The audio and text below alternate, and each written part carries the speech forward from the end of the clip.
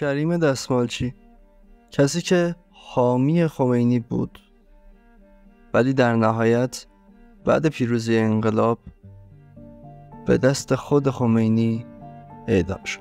کریم دستمالچی در خانواده معروف و ثروتمند دستمالچی که دهه پیش از انقلاب 57 در بازار تهران فعال بودند به دنیا اومد. پدرش عبدالرحیم دستمالچی از حامیان شناخته شده محمد مصدق و جبهه ملی در بازار تهران محسوب میشه. کریم دستمالچی پیش از انقلاب در آلمان تحصیلاتش رو در رشته مهندسی برق به پایان رسانده بود و امور مالی خانواده رو از جمله چندین مغازه و سرای معروف دستمالچی رو در تهران به دست گرفته بود و مدیریت میکرد. او در مقطع انقلاب همراه با دوستای پدرش در جامعه بازرگانان برای پایان دادن نظام شاهنشاهی فعالیت‌های بخصوصی میکردند و مهمترین اقدام اونا تأمین مالی برخی از هزینه‌های انقلاب بود. کریم دستمالچی در همین راه بود که هزینه خرید خانه برای روح الله خمینی رو در پاریس پرداخت کرده بود. پس از اخراج روح الله خمینی از عراق، او با تعدادی از همراهانش روز 14 مهر ماه 57 وارد پاریس و پایتخت فرانسه میشه. به پیشنهاد ابوالحسین بنی صدر، خمینی در آپارتمانی نزدیک خونه اونا ساکن میشه.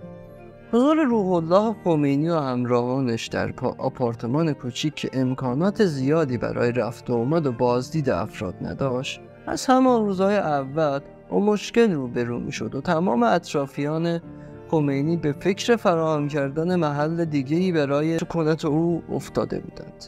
این چنین بود که رهبر انقلاب 57 به دهکده نفت شاتو در حاشیه پاریس میره.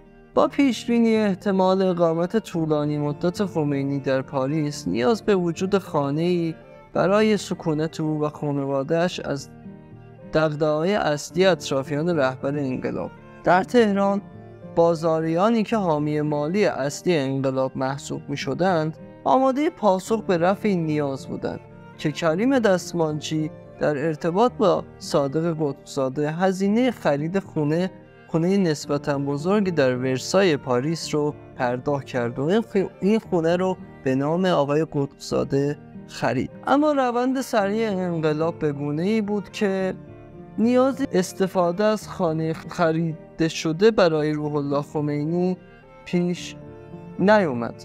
پس از پیروزی انقلاب، کریم سنجابی 26 فروردین 1358 به نشانه اعتراض از سمت وزیر امور خارجه دولت مهدی بازرگان کناره‌گیری و از تابستان 58 جبهه ملی تبدیل به یکی از گروه‌های سیاسی منتقد نظام جمهوری اسلامی شد. 27 تیر ماه 59 دفتر روزنامه پیام جبهه ملی با حضور ماموران مسلح دادستانی انقلاب بسته و انتشار این روزنامه متوقف شد. در این شرایط بازار تهران یکی از محلهایی بود که منازعات جاری در میان جریان‌های سیاسی مختلف جامعه در آن نمود مشخصی داشت. کریم دستمالچی یکی از افراد مؤثر در این تحولات بازار بود. او که از خانواده مهم و مؤثر جامعه بازرگانان بود، امکانات گسترده‌ای را در اختیار جریان سیاسی قرار میداد. نیمه دوم سال 1359 منازعات میان حزب جمهوری اسلامی با منتقدان و مخالفانش شدت گرفت. جمهوری اسلامی که اعضای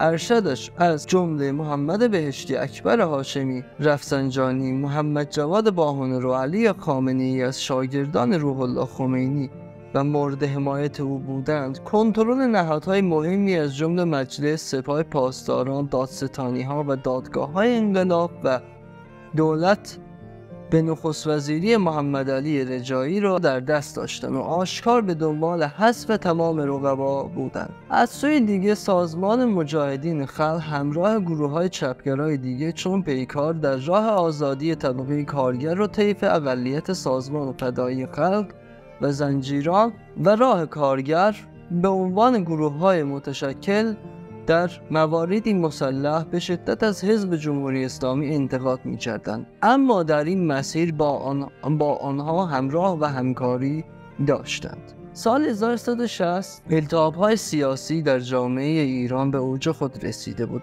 جبهه ملی روز 13 خرداد با انتشار بیانیه‌ای در روزنامه پیام خواستار برگزاری راهپیمایی در 25 خرداد در اعتراض به لوح و لایحه معروف به قصاص شد. در این زمان بود که اختلاف‌های بنی سعد با حزب جمهوری اسلامی به اوج رسید.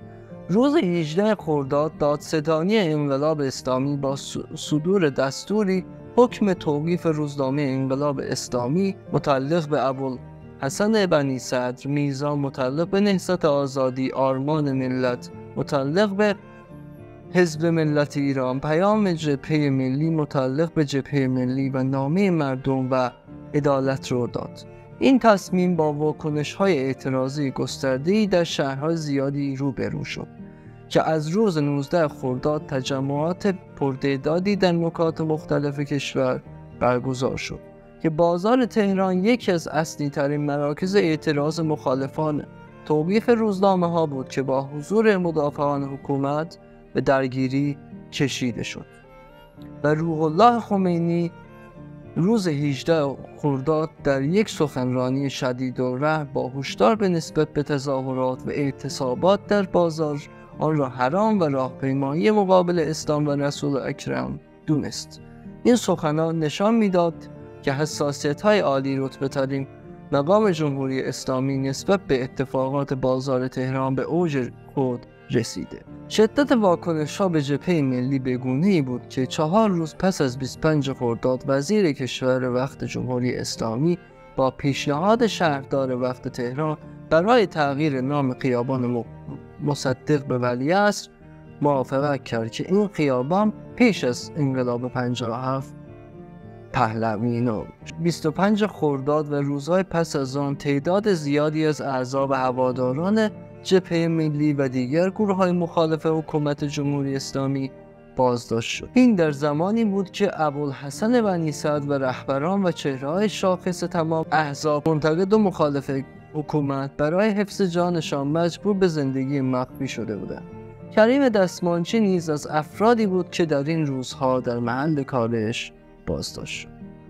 پس از درگیری‌های شدید روز 30 خرداد 1360 با برکناری بنی صدر و اعدام‌های گسترده‌ای در قالب تیرباران در زندان‌های مناطق ایران از جمله زندان اوین آغاز شد که کریم دستمانچی نیز در زندان اوین تیرباران و اعدام شد.